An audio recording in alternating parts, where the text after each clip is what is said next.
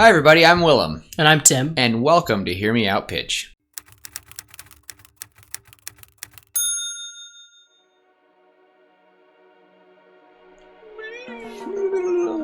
Oh, welcome to the show, everybody. And for those of us who are coming in for the first time, welcome to Hear Me Out Pitch, where me and Tim, this is Tim, just two nerds talking about stories. Really, I think we should just say stories, not just movies. We talk about stories. Yeah. We started with movies, Yeah. and then we've kind of migrated to stories, and we've written a bunch of our own. Go listen! Yeah. Spoiler alert, today is our 25th story that we've written. Something crazy, maybe not. We'll see. Quite so that it's far, but and we should say that some of the time, some episodes, I think we have a good difference of like one story that's strongly yours, strongly mine, but I think like there are a few that I was like, here's the idea, and then we both just, and that to me is Bergen's Bears. I think that is the story that was like, sure, my buddy came up with it and I brought the idea forward, but like, and honestly, like, what was another one? I think you really helped out with Soul Forged. I like that one a lot. The Climb was another one that we worked pretty heavily together on. That one was a lot of fun. That was a ton we of fun. are really hoping that The Climb will be out by the end of this month. So 16 days. We have 16 days to get that written, recorded, and out to you guys as just an audio story that you all can listen to. So look forward to that. And if it doesn't happen this month, it'll happen next month. I really need to try to I want to crack down on it. I want to try to make certain goals. And that's just me personally, because I struggle with that sometimes. Hooray for procrastinators. You know, I'm in a procrastinator meeting. We'll probably just meet tomorrow, not today. Maybe the day after tomorrow. Darn, I really hope you'd laugh. Thank you for building up with it. But yeah, welcome. And for those returning, thank you for coming back.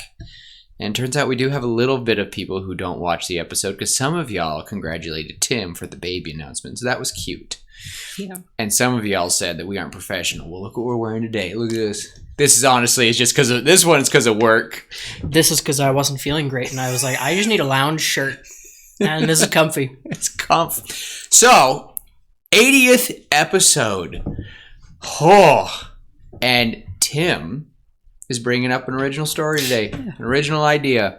We're going to go with it. Not a sci-fi story this time. Darn it.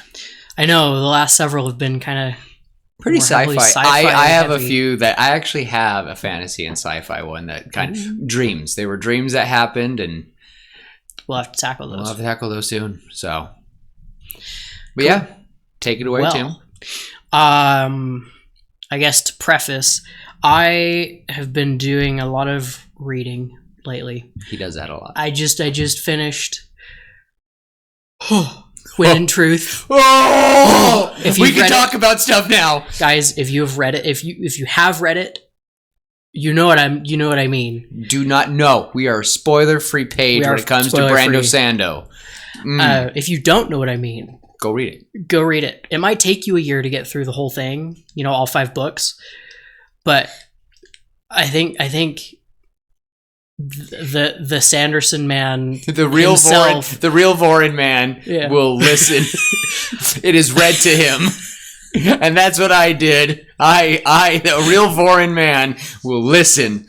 A real Alethi man will listen. I got it. Thank you. Anyway, I think he said that 6 through 10 aren't going to come out before 2030. So we've got like 5 years. I'm really hoping that he'll just we're going to get Ghost Bloods. He's working on all 3 at the same time. I don't care about the Man of Scars. I don't. He just, whatever. That's a lie. You all know I'm lying, but it left off on such a big cliffhanger. Anyway, I've been doing shepherd boy. Anyway, I've been doing a lot of reading, and I just recently started Tress of the Emerald Sea, and I've had a story floating around for a while. That's funny. I didn't do that on purpose. Okay. So Yeah. Anyway, I've had this story floating around for a while, probably a good 6 or 7 years. Just one of those kind of stories. And originally this was before I had read The Way of Kings. Okay. And the 10 honor blades were a thing before I knew they were a thing. And I was like, I want a story that's Wind Waker, but there's 10 magic swords. I'm like, awesome. The 10 magic swords exists. And they're a pretty big deal in a certain five book epic story. So I've just kind of let the story float for a while. And then I started reading Tress, and I was like, you know what? I kind of want to tackle this story again. So I started taking a crap ton of notes and taking ideas, and I was like, you know what? A story like this needs a unique magic system that might echo others that exist, but this one would be kind of unique in the way that it functions. And so I present to you the Web of Memories. Whoa. Not the Web of Shadows? Not the Web of Lies? No. Not Madam Web? No. Yeah, okay. The name will probably change. It's just Web of Memories kind of sounds good, and it kind of makes sense to a point. Maybe not the web part, but the memories. This world is heavily inspired by the Wind Waker. For those of you who don't know, The Legend of Zelda: The Wind Waker is my favorite video game of all time. It is my number one. Really? Yeah. It is my favorite Zelda game, and The Legend of Zelda is my favorite series. Ergo, it is my favorite game of all time. So you're locked into a room for a year straight. You only get one video game. I could play Wind Waker for a year straight. I could play Wind Waker for 10 years straight. He basically has. I never finished. I know. It's sad, and it's funny, and it's ironic because this is usually the part where I like criticize Tim for not watching something, playing something, or reading something, and here I am. It's his turn. I am ashamed. I didn't grow up with. I got to the castle with the bird people, and you threw the girl, and Link would like yell at her, "Come here!" You know, it's like it's literally the first dungeon. Oh my gosh, I didn't get any far at all. No, you can beat that game in like 5.5 hours. I don't even know what I'm saying. Without speedrunning. You can just play through it. Anyway, this world is an ocean world. It consists of scattered islands over an endless ocean. There's no continents, just these archipelagos and separate islands.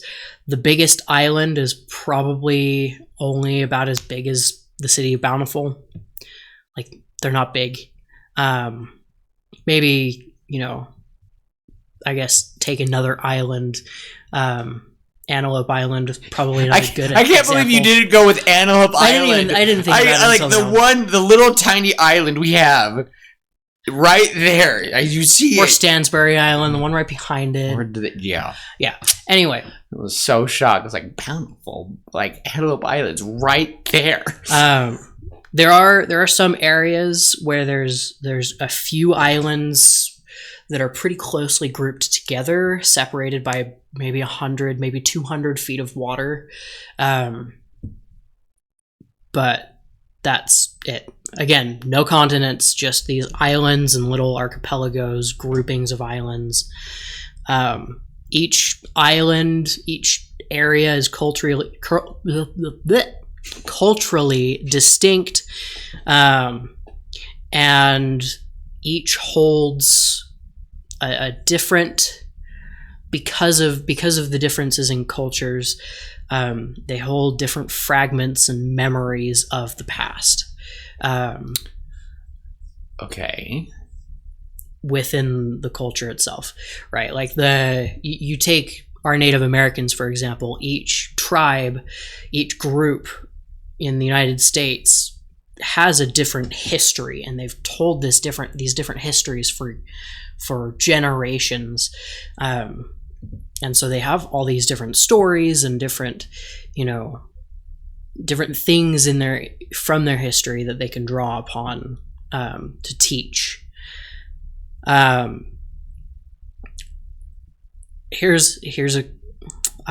get to familiars in a minute.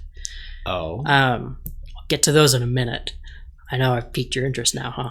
I've been piqued. Okay, all right. Travel is done classically just with big ships. A lot of them are wind ships, just with big wind sails. There's a few that are solar sails. They just run on solar power, I guess. Or spirit tethers. Okay. And these spirit tethers are kind of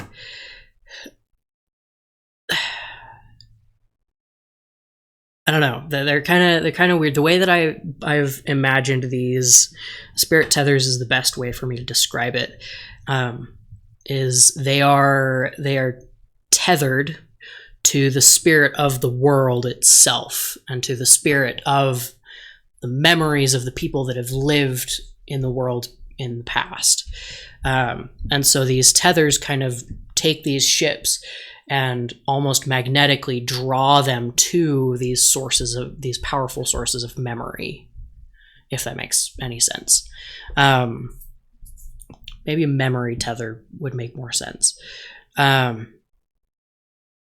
Anyway, the magic system. I think this is a really fun magic system. I think you'll find this cool. It's called memory weaving. Okay. Hence web of memories. You're weaving with memories. This is our third weaving story. This one's a little different. Kind of. I say that, but the practitioners of these arts, of this magic, are called weavers. So I guess maybe not that different. Threads, basically these threads of memory can be drawn out of people, artifacts, places, and they can be woven into tools or clothing or tattoos even. Ooh. As our main character will have a tattoo.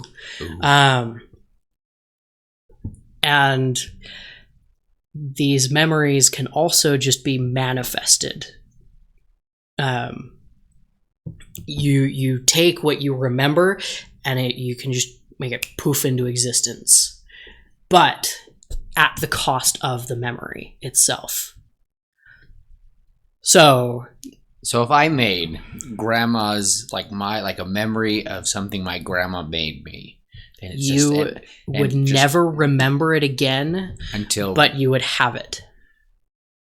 So, for example, a lot of people would take memories of different tools and weapons and a massive array of these weapons and tools so that they could draw upon those at a later time. Soldiers would often take a memory, kind of almost like Shalon, right, where she takes a memory, like a mental picture of something, and they'll do that of a rack of swords. And so they'll pick one of these swords and they will draw it out of their memory, and it's no longer in their heads, and it is now in their hands. So this isn't like Harry Potter where you can, they pull the memory out and put it in the pensieve or whatever that thing was called. Mm-hmm. And it kind of is like that, except instead of drawing out these wisps to look at the memory, they're drawing it out to shape it into that. Shape it into something. So why wouldn't, and this is just me this isn't me trying to tear this down. This is me just asking questions in a world building, because most of our episodes are about world building. That's just how it goes. Why would I, as a soldier, forget? Would I forget how to use said weapon? No, you are remembering the weapon itself, the item itself. If you wanted to pull a memory of utility, of the ability to use something, that is where you're able to take that memory and weave it into something.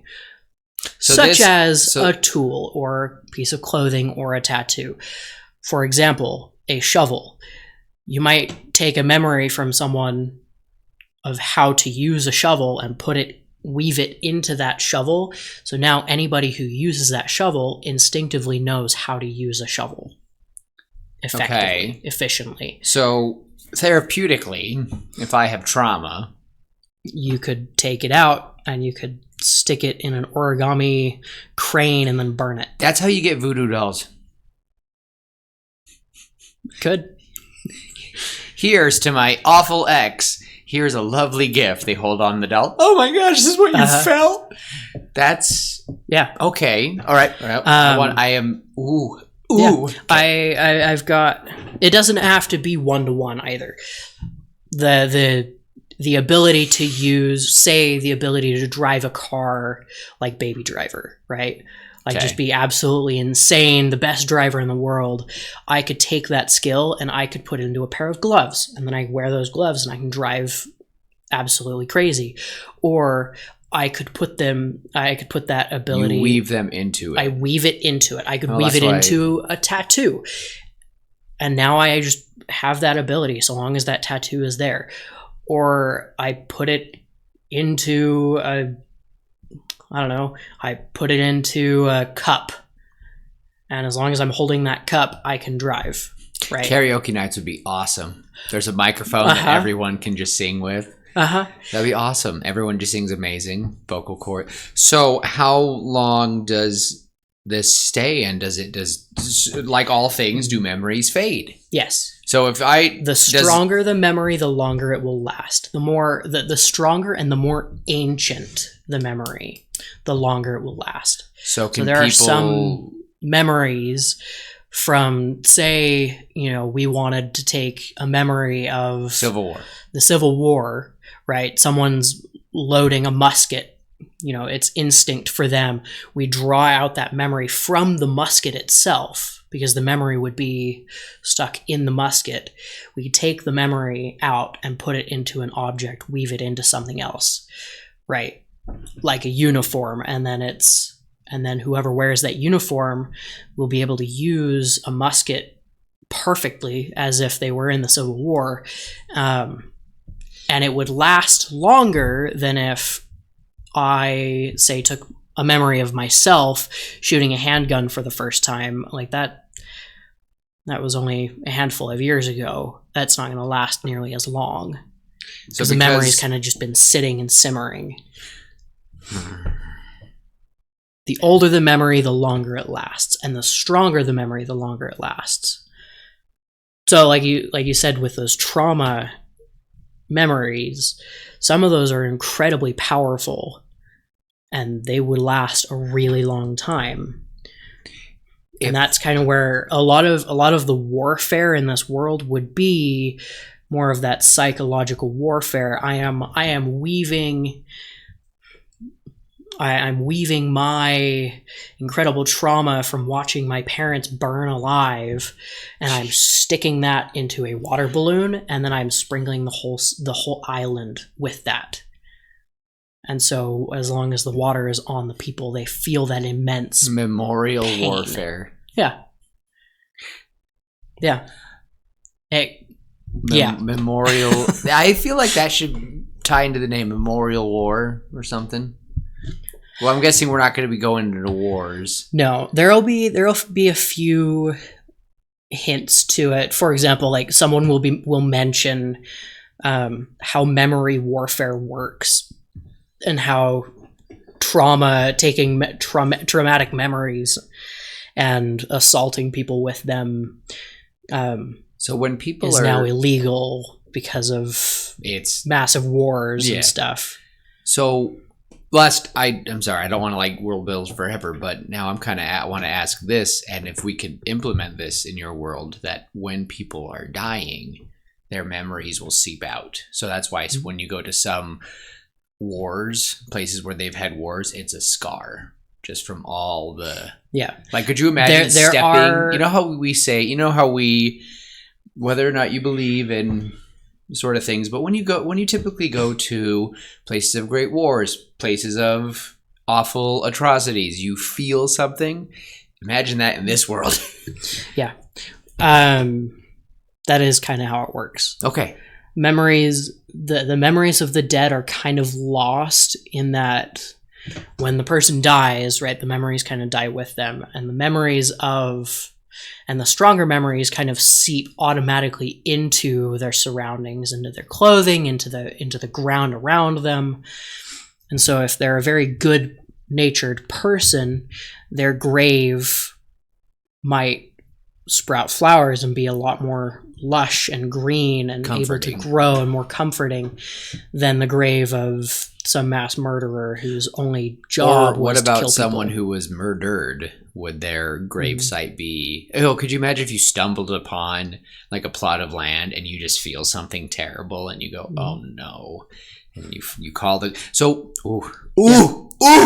All right, yes, Tim, you're right. My interest is very piqued. We have to be careful. Proud. We have to be very careful because this might be a long episode if we get sidetracked. But I will. I am very proud of this magic system. I like it. The idea of, so if to go with the question of the baby driver with gloves, since let's say I made that memory, even if I'm an old man. Mm-hmm. When I put those, I know that this is my memory. Would my body be more suitable for said memory, or will my memories go back into me?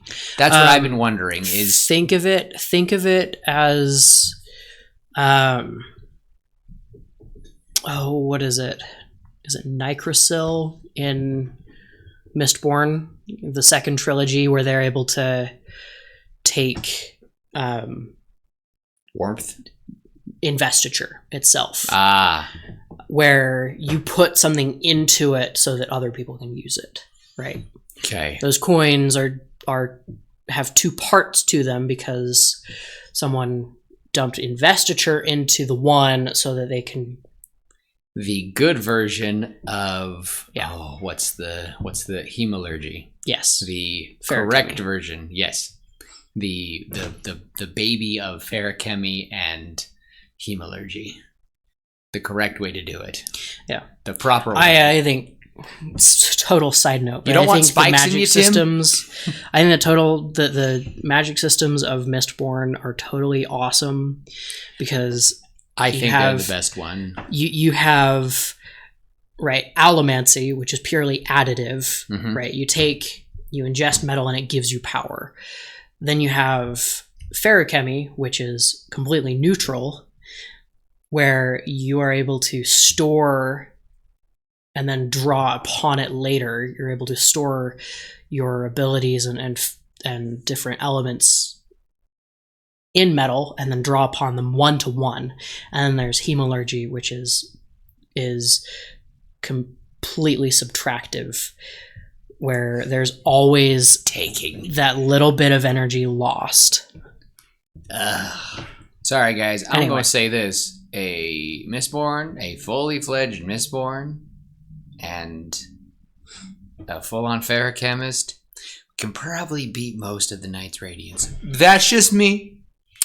I'll keep that to myself. I think it depends.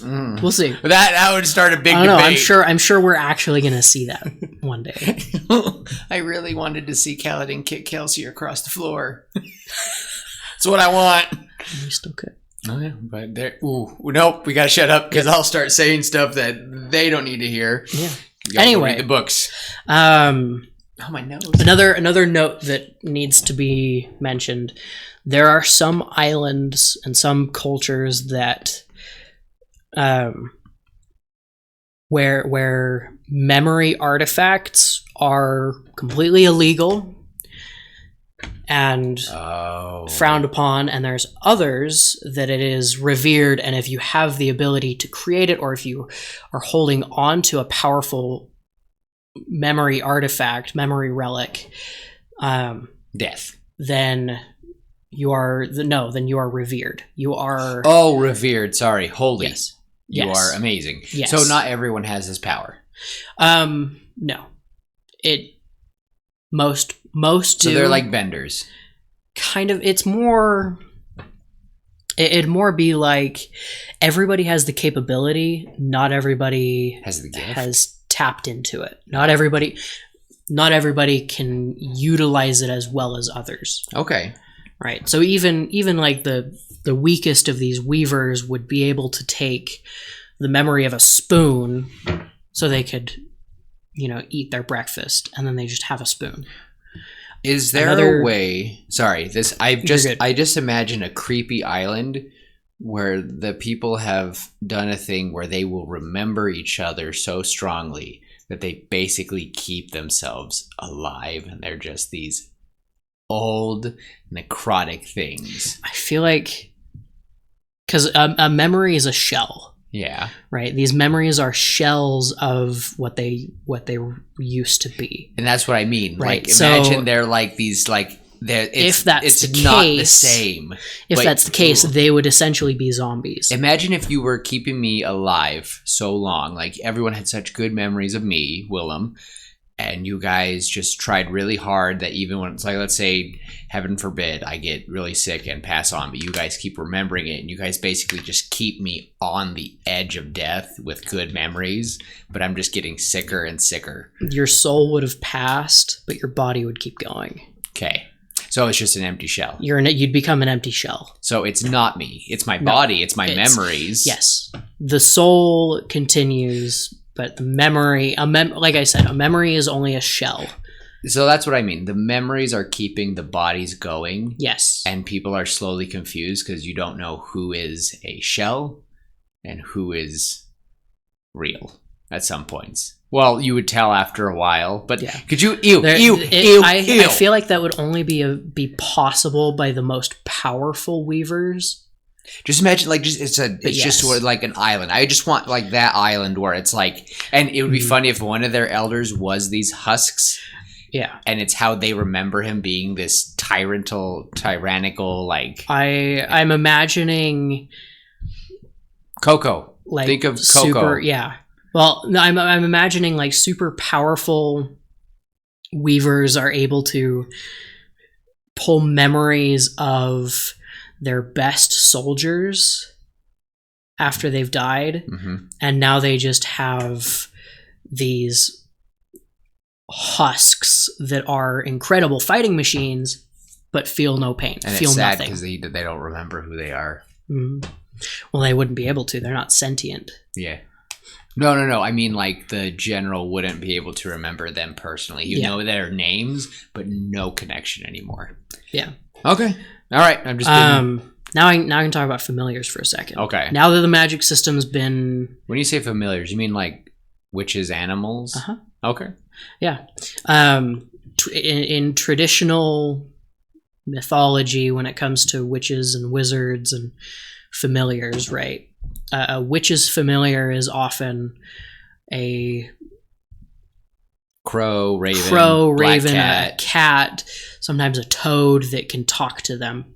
I realize we said crow and raven. That's funny. They're different. Fine. Anyway, a lot of people will have a familiar. I had to ask you a question. Did you have an imaginary friend growing up? No. Isn't that weird? That is kind of weird. I didn't. I had. I couldn't like imagine a friend. I had a crap ton of stuffed animals. You've seen. There's a few of them, but I guess those were mine. But I had to like physically see something and hold something. But I could never be like, oh, Jeremy's walking by. Like, I never had that. Nope. I did. I did. His name was Ralph, wasn't it? No, his name was Matty. Matt. T. Matt. Matt T. Yes. My brother and I shared an imaginary friend. Oh my gosh, that is so cute. Anyway, a lot of people have these imaginary friends in real life. And I imagine it would be the same in this world, and these children that are moderately powerful when it comes to weaving would create, as the imaginary friend begins to fade, they'd pull a memory of that imaginary friend and bring it to life. Right. So you're saying that they all slowly, because it's like, of course, well, me and Jeffrey went to the moon, and then all of a sudden it shows Jeffrey walk in with an astronaut suit, and you're like, like, yeah. Well, like I said, memories will fade over time. A lot of these familiars fade by the time people hit like their 30s or 40s. So does imagination play a part with memories? Like, if you've convinced yourself with your imagination that this truly happened, because how you imagine a person, imagine if we both were like, remember that one awesome car and it was amazing, but then you're like, well, it was a blue car, and I was like, well, it was a red car, and then all of a sudden this car comes out and it's purple, and we're like, oh, weird. Yeah. Well, and that's kind of how memories are, right? Like I distinctly have memories that other people remember completely differently. There's your truth, kind of like the Mandela effect, right? Yeah. Like does Curious George have a tail or not? He'd never had a tail. No, he never did. But a lot of people remember him having a tail, right? And so their imaginary friend version of Curious George might have a tail, whereas ours, because we know the truth, doesn't. Right? And yes, Fruit of the Loom did have a whatever that thing is, a Capricornia, whatever. I don't know the word. The cornucopia. Cornucopia. Yes, they did. Isn't that the thing they chase after in the Hunger Games? That's the thing in the center. Anyway, so yes, that's that's one of the stupid things like Sagittarius, right? You know, I'm just kidding. Sorry. Shut up. No. Anyway, moving right along. In case you hadn't guessed, our main character will have a familiar. Oh. Yeah. So, our main character. His name is Kael. Kael. Not Ale. And I don't like kale. He's young 20s, so a little younger than me. Okay. What are you saying exactly? I'm saying you're old. Can't sugarcoat it anymore. I'm sorry. I got to shave the face to look younger. But what Kael can remember from his childhood is that he was orphaned at a young-ish age, old enough to remember and to understand what's going on, but not old enough to take care of himself. Okay. He is a very powerful weaver. And because of that, he has taken a lot of his own memories, and so his memory is fragmented from his earlier past. There's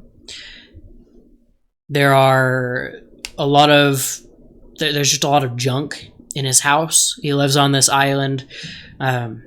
It's a fairly small island, maybe about 20, 30 people on it, and his house is just full of junk that is very definitively memories of other stuff. There's there would be some statues of people that he remembers, for example, that have just kind of stopped functioning because the memory of them is fading. There would be, a table that one of the table legs has started to kind of turn to mist as the memory fades. Stuff like that.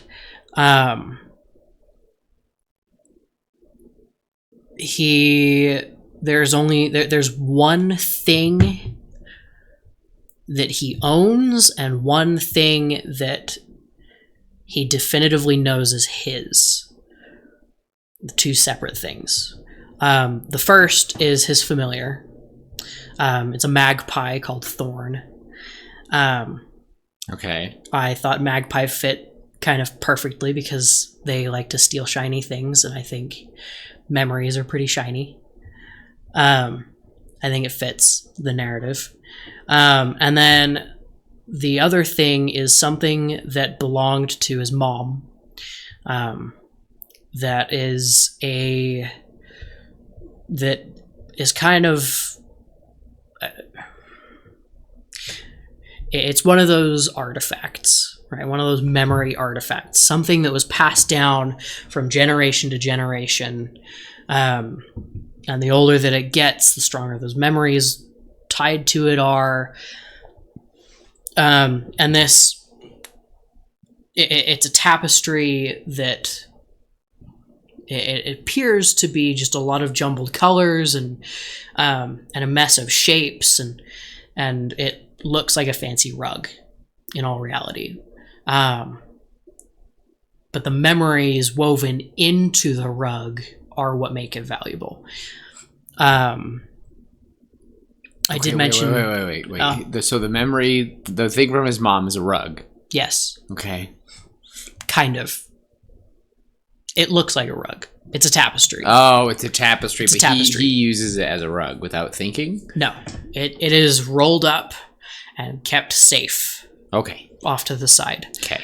I need to finish that series. If anyone's read the Tapestry series, give a shout out, because like that's like it. I just barely remembered that book. Oh my gosh. Did you ever read that? I don't know if I ever did. Oh my god. Or Charlie Bone. Did you ever read Charlie Bone? I didn't. My gosh. That was like these edgy... It was like, what if Harry Potter was edgy and emo?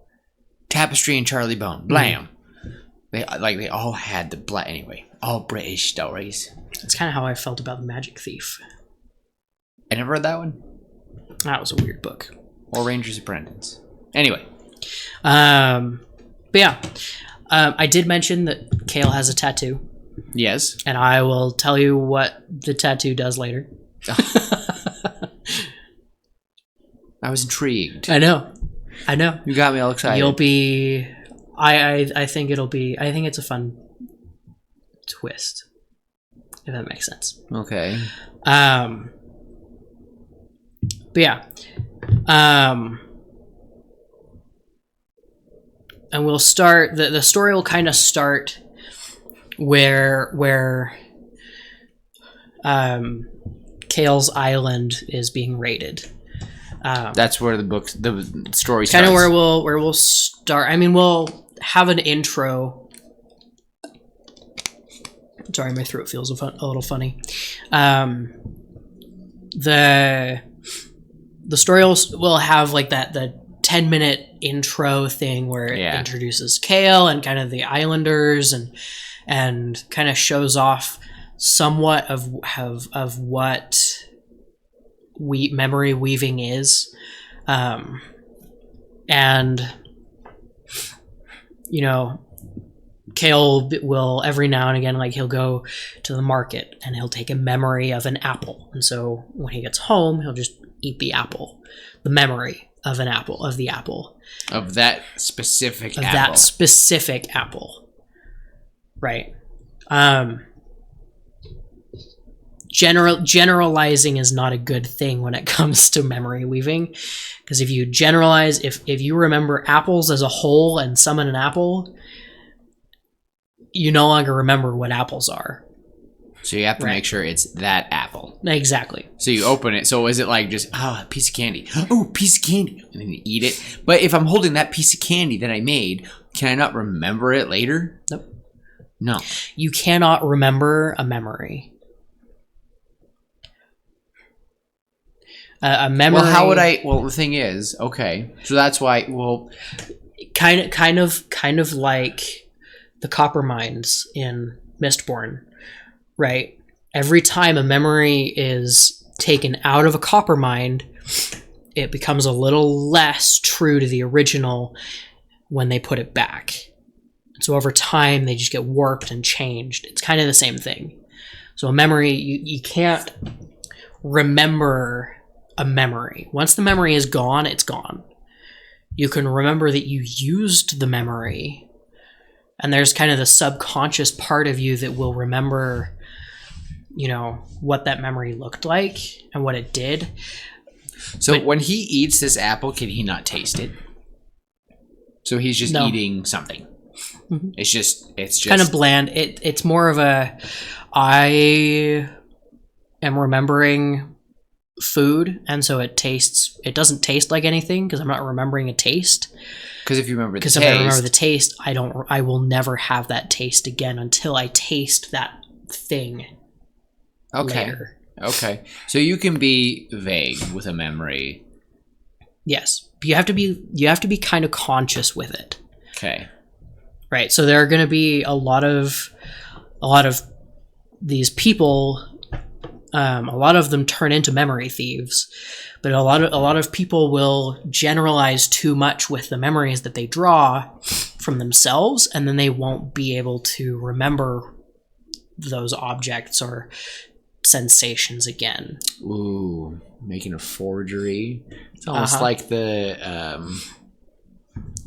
emperor's stamp.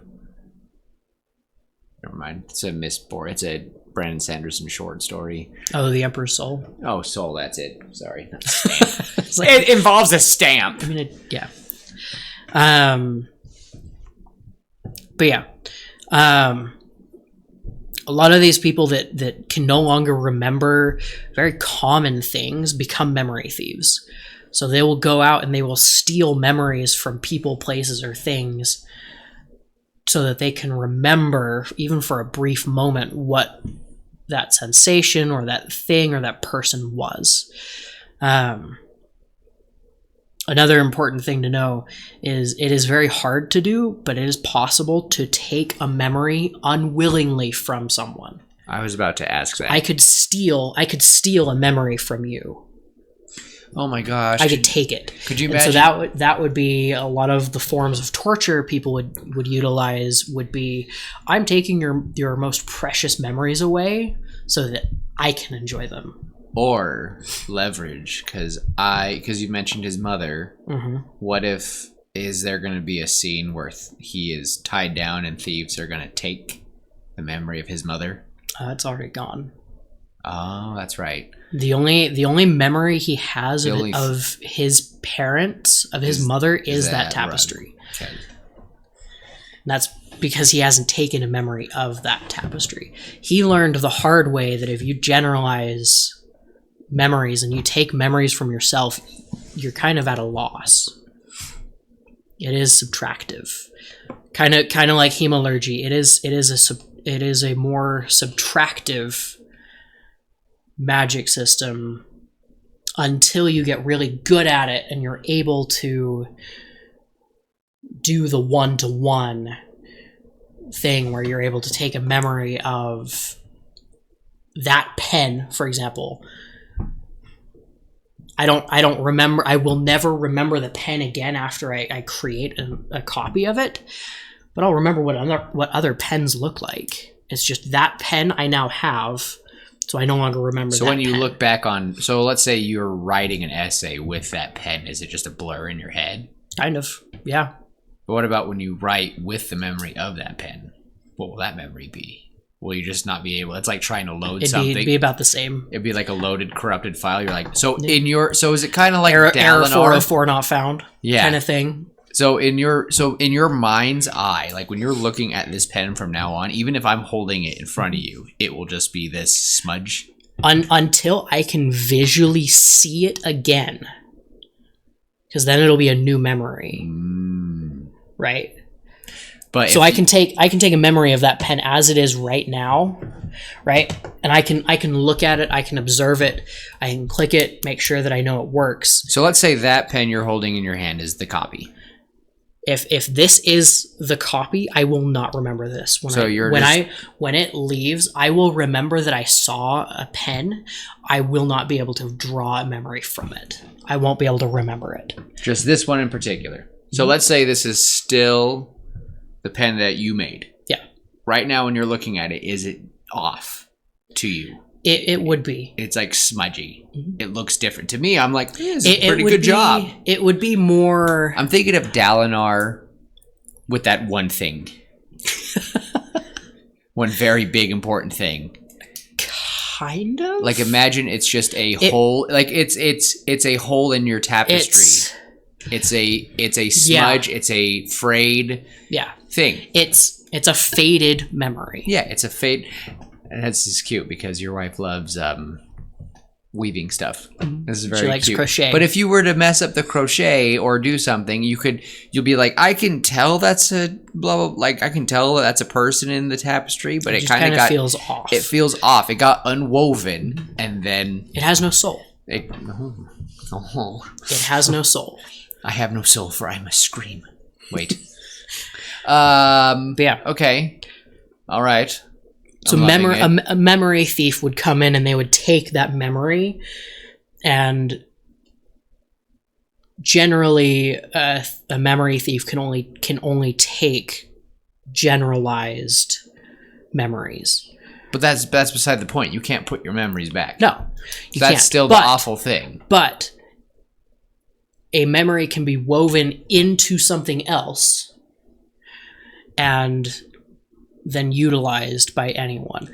So a memory can be taken of, for example, right?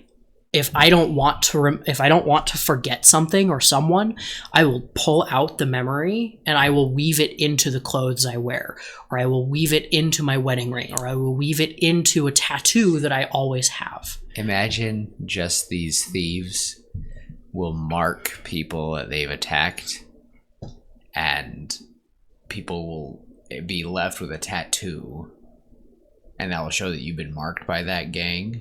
Mm-hmm. But it's like, at least I got my memories back, but now you have this awful tattoo marking you as either part of them or influenced by them, and it scares people off. So, I had a thought.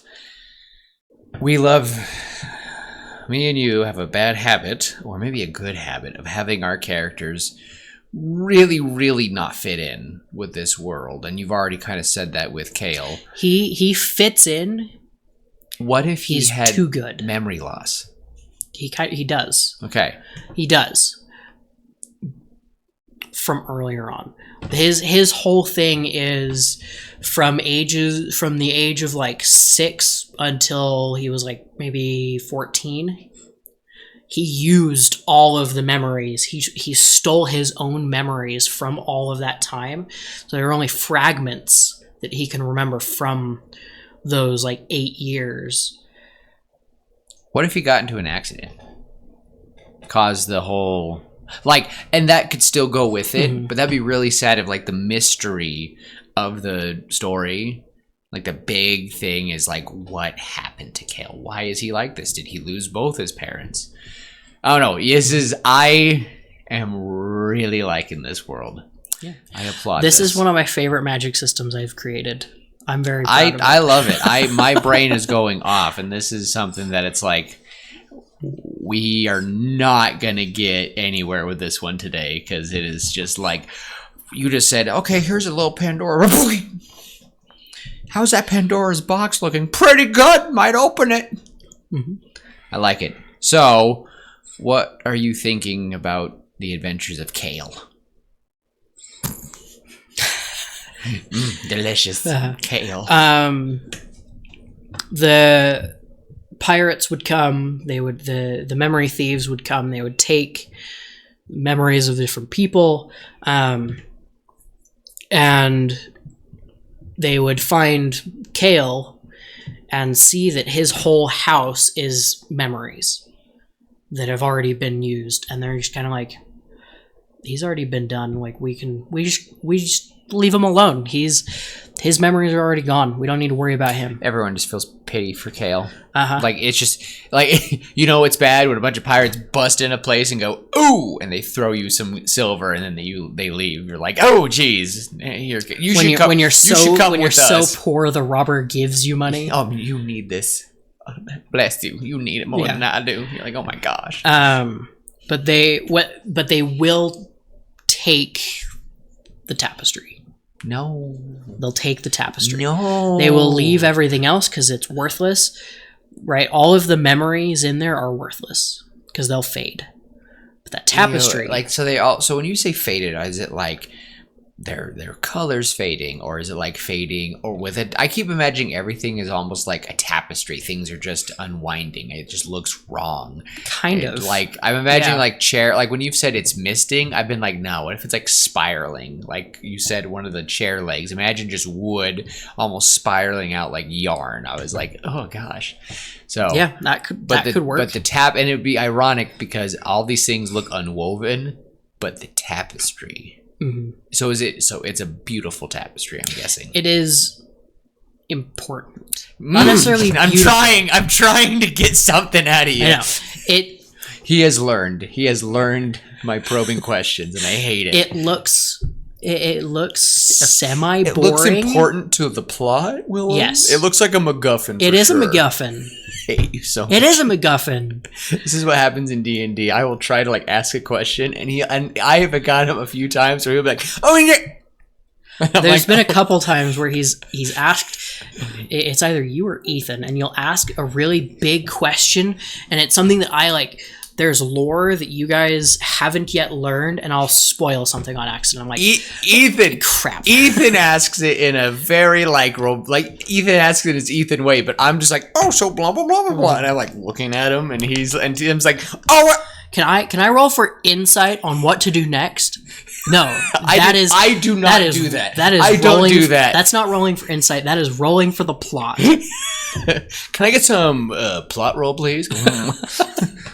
If I get a 20 on plot, what happens? Nothing. You get to go home. Oh.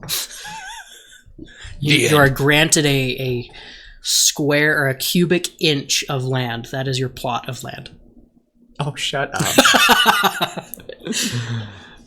I might use that. Okay. Anyway. Yeah. So tapestry gets stolen. Yes. So that's that starts his big adventure. And Thorn the magpie is going to be the one that sees it, and he's going to have a voice. I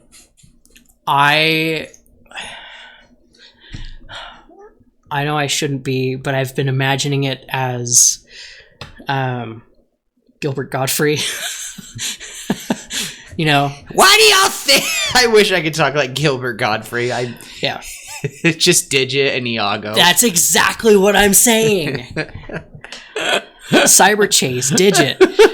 Anyway, it's kind of what I've been imagining. Either that or Danny DeVito. Oh. Man, I was thinking Robin Williams. But Robin Williams could work, but I'm thinking Danny DeVito. Danny DeVito would be awesome. Would be hilarious. Anyway, and the introduction to him in the story, he like comes down, and what's it? Thorn. He just comes down, all beautiful, and small. I'm thinking like a small magpie, and it lands. There you kid! Oh gosh, flies across the room. Yes, like this small bird, big voice, and you're like, okay. Yeah, I like it as Danny DeVito because he's the only one out of those that we've mentioned alive, and we miss them. But yeah, it'll be good. I think Danny DeVito rocking just a tiny little bird. Hey kid, get up! And you're like, oh, and because I love Hercules. So all right, love it. Yeah. So I'm thinking Thorn will see it happen while Kale is kind of just doing his own thing because the pirates ignore him. Like they can see even his clothes are just memories. He's at the point where he doesn't own anything because he knows that if he does own something, sooner or later he's going to make a memory of it and he's going to forget that thing. So why bother? Right? His bed is half like just gone. It's like, and it's just like he owns nothing because it's all memories he gave up or people gave to him. Yeah. Oh. Or these memories were taken from him as well. So, anyway,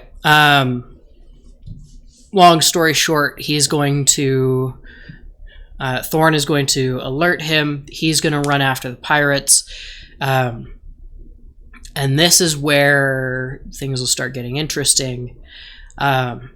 He is going to draw a memory of some object. I'm imagining immediately a banjo. Maybe we've seen the banjo earlier, or a lute earlier in the hands of someone else.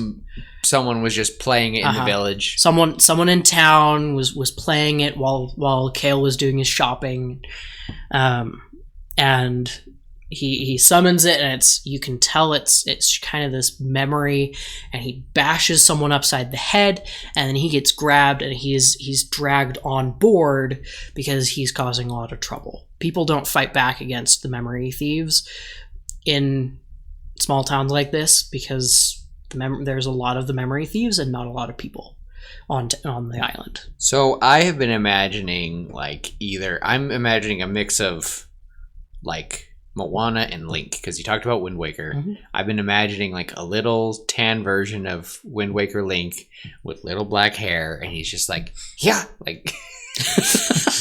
Now imagine with a banjo. Kinda, yeah. So yeah, that's what I've been picturing Kale as, just this little tiny, like almost like Mowgli. If I were to say like Mowgli, I've been thinking of, but older. Like he is in his early 20s. But he still would look. This is such a sad character, Tim. Oh my gosh. Yeah, I like him. There'll be on the ship. A lot of these pirates will have no memory. He's basically just going to become part of the crew, by force. Like he's going to be forcibly made a part of the crew, and put to work. And a lot of these pirates have no memories at all. Imagine because only like 3 of them came, and he's fighting the 2 of them, and Kale does something he doesn't like to do, and he steals the memory of them taking like fighting him. He takes it. He just takes their memory like that. Maybe that's anyway. But he shows up with them like, who's this kid? I think he's with us. He's with us, right? And then like Kale, like too many of the pirates just can't remember anything. And maybe that's like the crazy thing is like once like the whole world.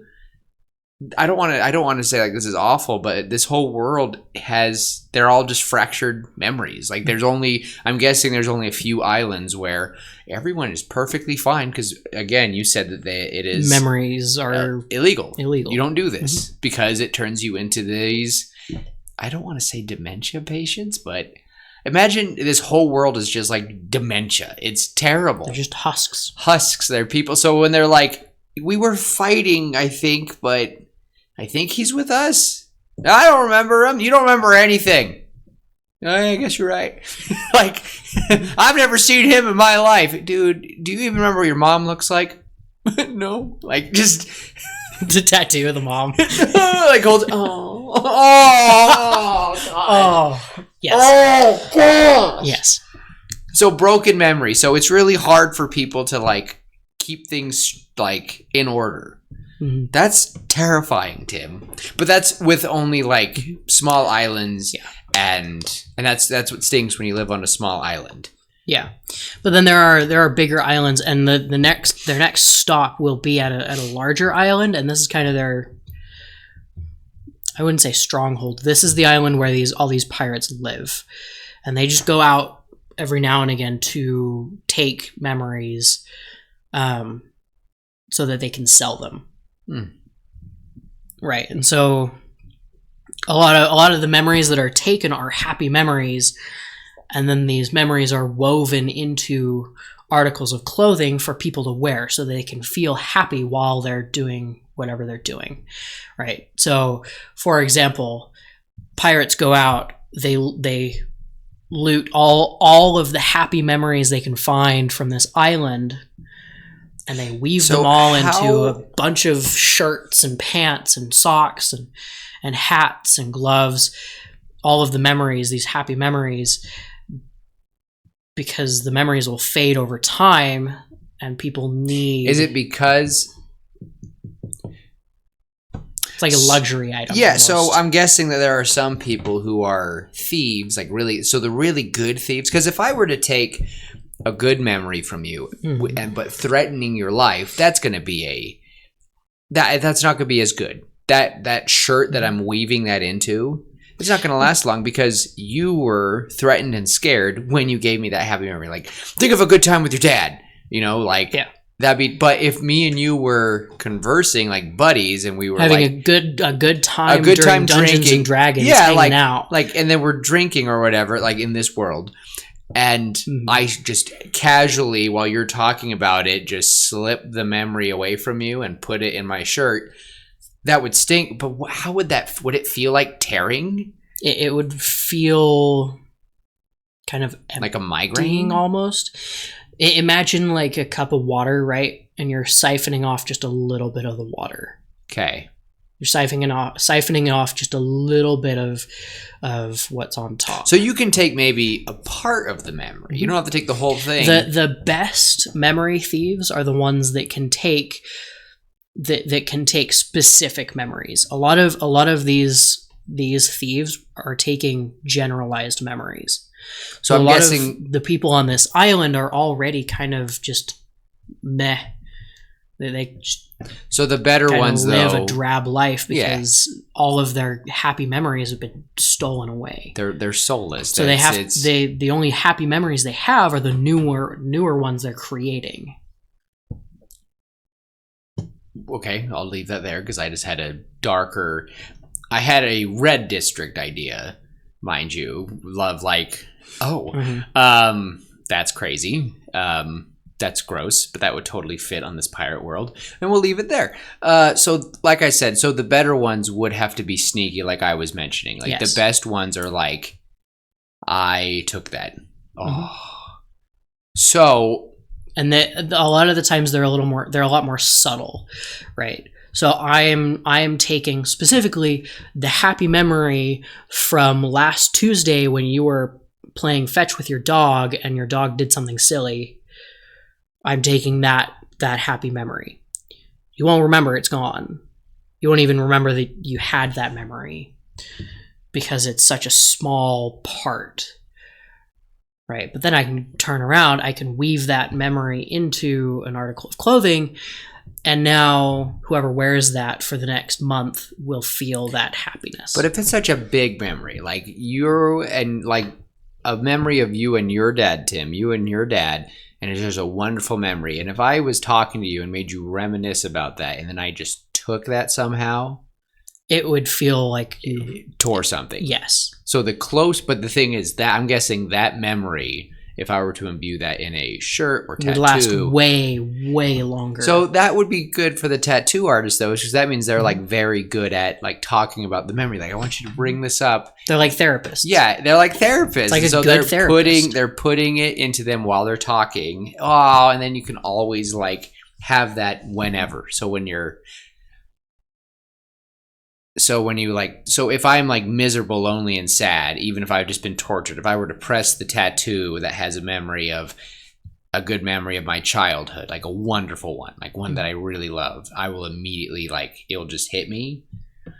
Okay. Yeah. So that also means that when they torture people, they just have Torture Factory and they just take the clothes of the torture victims, and then when they are trying to get people to talk, they we don't have to hurt you, we could just do this. I don't have to put these ropes around your wrist that are going to make you feel unimaginable, that are going to remind you of unimaginable pain, but I will if I have to, because this one was taken right before this man died, and he felt really good right before the end, but you will get to feel it right before he did. So tell us where they are, or you get to feel that pain. Yeah, and we'll have stuff like that. So how do you? How do you force someone to imbue it? Because if I'm touching that cloak before I put it on you, would I have to be wearing gloves to not to be physically touching it? Kind of.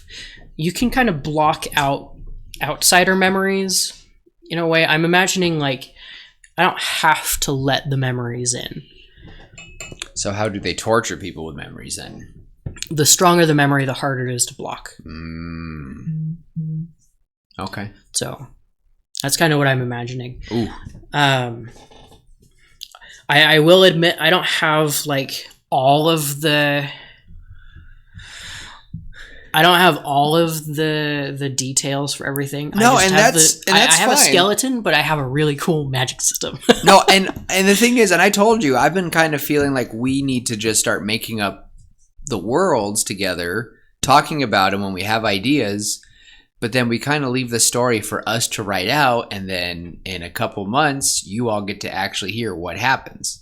Mhm. But yeah, because I don't want them to get spoiled. I don't want them to know like what I want them to hear these kind of things, and they get excited so that if we do write this one, which I really want to, because this is awesome. This is a fun idea. Like I've never thought of using memories as weapons. Like I imagine like a grizzled, like I just imagine like a war story of a grizzled old soldier, and when they like surround him, he goes, "Oh, today's the day," and he pulls out all memories, and he just. So if you make a memory of a person, like let's say you were that general, if you just make a memory and you just be like, and it, They would act like the person you remember. so it would like be a person for a little bit, For a little bit. Yes. woven person.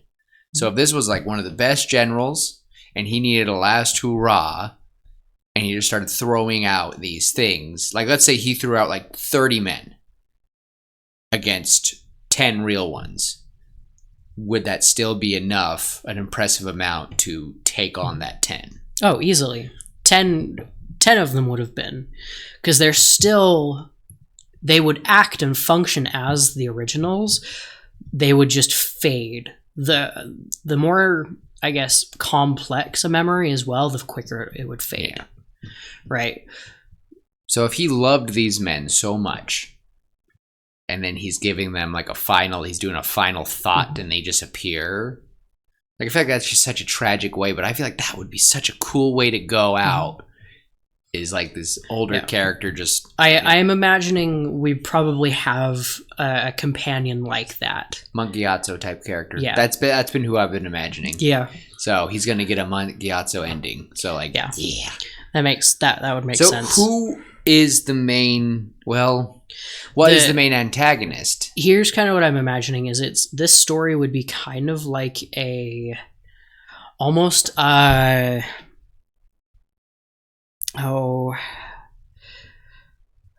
what's it called? Tim, I want to write the first episode and we just do this episode. What is it called? Nathan Drake. Oh, Uncharted? Uncharted. It'd be kind of like an Uncharted where they're going through, they have this thing that leads them to this big treasure thing, and they're racing against another group. That's kind of what this would be like. Oh. Or like an Indiana Jones Tomb story. Raider. Or Tomb Raider. All of those adventures. Kinds of stories where... Wow, that took a different turn. I never would have... Okay. Yeah. Well, and we'd come to find out that the pirates were hired to find this tapestry. They just forgot. They just forgot. And you know, maybe in a I didn't forget. Shut up. Okay. Maybe in a lapsing moment of forgetfulness, they just kind of like, oh, tapestry. Right, like the subconscious part of it is like, they've been doing this. They've been sending it out for almost a year, and they keep coming back, and they're like, not even a year, like the last 10 years. Yeah, just they've been trying to find this tapestry, but they always are like, I remember this time, Captain. Like, you know, typical pirate stuff. Mm-hmm. Hear me out, Tim. What if we did this like old radio show? And this story is like, so for like, we just write 20-minute things and we slowly build this story. Like this isn't one, and of course we'll have like our other ones, but what if this one is like, tune in next week when blah, blah, blah, because it's a memory story. We totally could. I would love to do it that way. So I kind of want to... If we did it that way, we'd have to kind of end it there if we wanted. That's what I'm saying, because it has been an hour. We have talked a lot. I just want to say that because I kind of bigged up the tattoo for a minute. Oh yes, you did. Oh my gosh. Do we want to spoil that? Yeah. Okay, because I'm not going to remember. I mean, I have it in my notes, but I'm not going to remember to actually say it. I might pull that memory later. We'll see. His tattoo, I don't care what it looks like. He just has it. And the tattoo would be instructions on how to use the tapestry to find and what the tapestry will find. And that's all I will say about that. Jeez. Okay. So, yeah. All right. Well, I think that's a fun goal for us, and maybe by the end of next month, you guys have a couple clips of that story. Yeah. I think that'd be fun. And if you guys have any ideas on what you kind of want to see from this story, let us know. What would you put in an article of clothing? What's a memory you would put in an article of clothing or in a tattoo? Or like what would you guys use with this power? I think it's awesome. I think this is fun. I think it's really cool, and I applaud it, Tim. I am very proud of this. I am very proud of this magic system. I think this was a great episode, especially after like a month and a half of, I don't want to say that our last few episodes have been boring, but this felt good to just talk about a story. So hopefully next week we give you guys something similar, or we are going to tackle Mufasa or Spider-Man. Been kind of working on that. So okay. Maybe. But I don't know. But before I let Tim close us off, I just want to say thank you all for listening. Comment on our video if you've made it this far. We actually had a few more people watch this last time, and I'm like, oh my gosh. So yeah, we love stories and we want to hear from you guys more. So that's all for me. Yeah. Well, as always, I know it's cliche at this point. We've been doing this. I've done this 80 times now. Yeah, you've been doing it for a bit. Yeah. I think you've been consistent with it since the 10s at least. Anyway. Yeah, but yeah, as always, love each other, be kind, and remember, because that's what we need to do. And until next time, we will see you later, pitches. Bye.